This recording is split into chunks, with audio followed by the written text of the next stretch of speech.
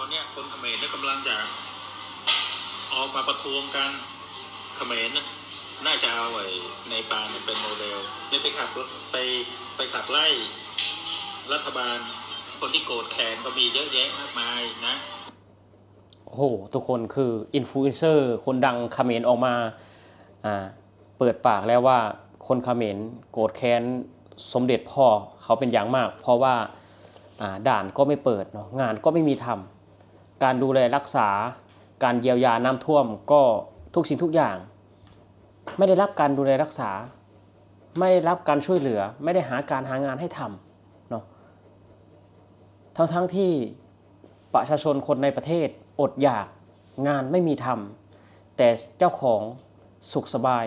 ตีกอล์ฟกินหรูอยู่แพงทำให้คนเขมรหลายพันคนออกมาประท้วงวันที่3ตุลาทุกคนวันที่3ตุลาออกมาประท้วงอยากให้รัฐบาลเพิ่มค่าแรงและสวัสดิการเพราะว่างานที่ทำอยู่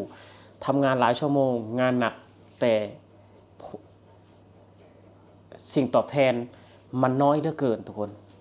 มันน้อยเหลือเกินอินฟลูเอนเซอร์คนดังบอกว่าน่าจะเอาเนปาลเป็นโมเดล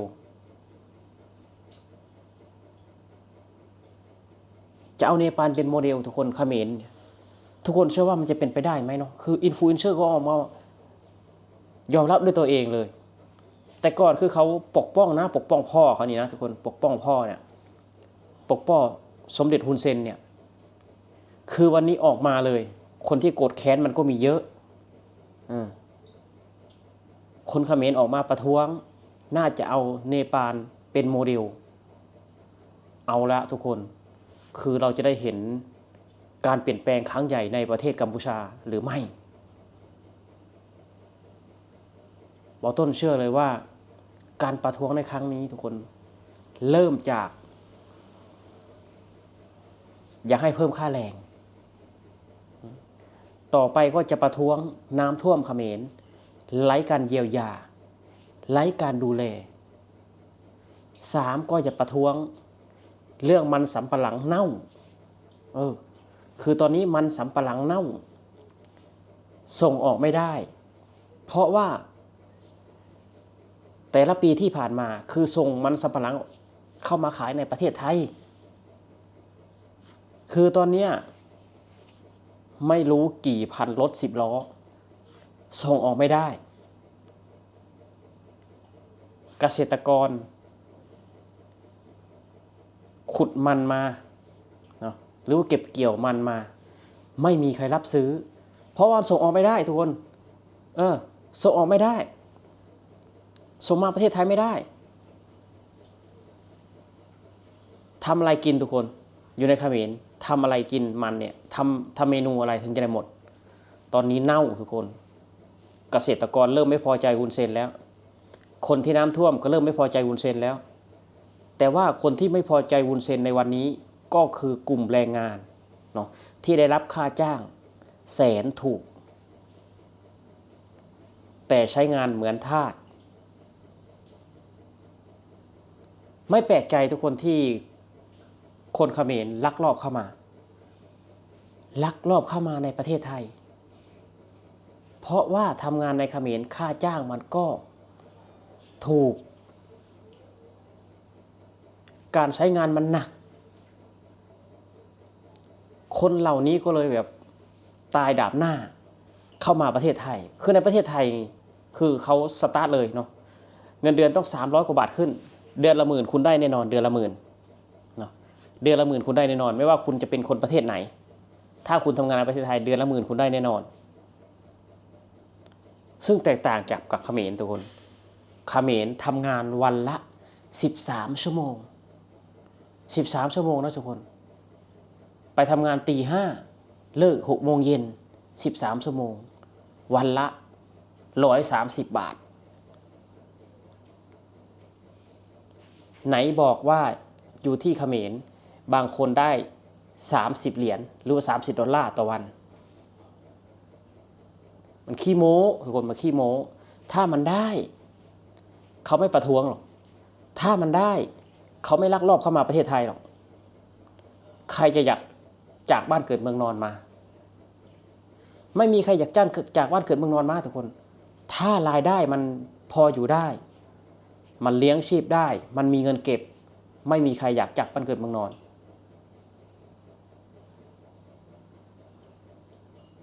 เอาละทุกคนเนาะบอต้นเชื่อเลยว่าคนไทยทั้งประเทศส่งกำลังใจให้ผู้ประท้วงรวมทั้งบอต้นด้วยบอต้นก็ส่งกำลังใจให้ผู้ประท้วง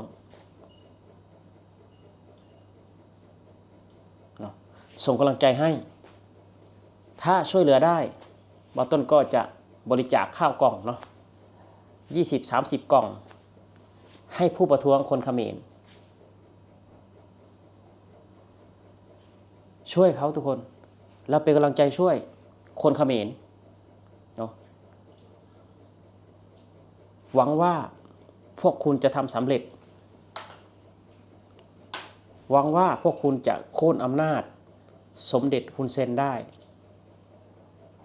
หวังว่าพวกคุณจะตามรอยเนปาลโมเดล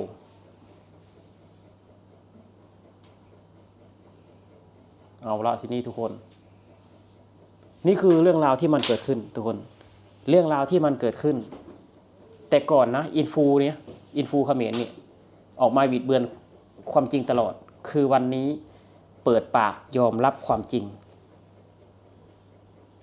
ว่าคนเขมรลงถนนประท้วงไม่พอใจรัฐบาลจะเอาเนปาลเป็นโมเดลให้ได้เอาละป่านี้ทุกคนติดตามตอนต่อไปเนาะพวกเราก็มีแต่นั่งดูหน้าจอให้กำลังใจให้กำลังใจคนเขมรพวกคุณคือฮีโร่เนาะให้กำลังใจคนเขมรสู้ๆครับคนไทยคนลาวให้กำลังใจคนที่ประท้วงถ้าพวกคุณอยากจะมีชีวิตที่ดีขึ้นพวกคุณก็ประท้วงส่วนอินฟูมันจะพูดยังไงเนาะเราก็ดูความจริงบางทีมันอาจจะพูดแบบว่าบิดเบือนความเป็นจริงไอ้คนนี้มันไม่ยอมรับความจริงอยู่แล้วคนนี้มันไม่ยอมรับความจริงมันไม่ยอมรับความจริงสิ่งดีๆมันถึงพูดสิ่งไม่ดีมันไม่ค่อยพูดแต่วันนี้มันออกมาเปิดปากว่าคนเขมรนี่ลงประท้วงลงถนนเอาเนปาลเป็นโมเดลสมเด็จพ่อของมันนี่อยู่ยากแล้วสมเด็จพ่อฮุนเซนเนี่ยคนที่ฉลาดนักฉลาดหนาครองตำแหน่งมา40 กว่าปี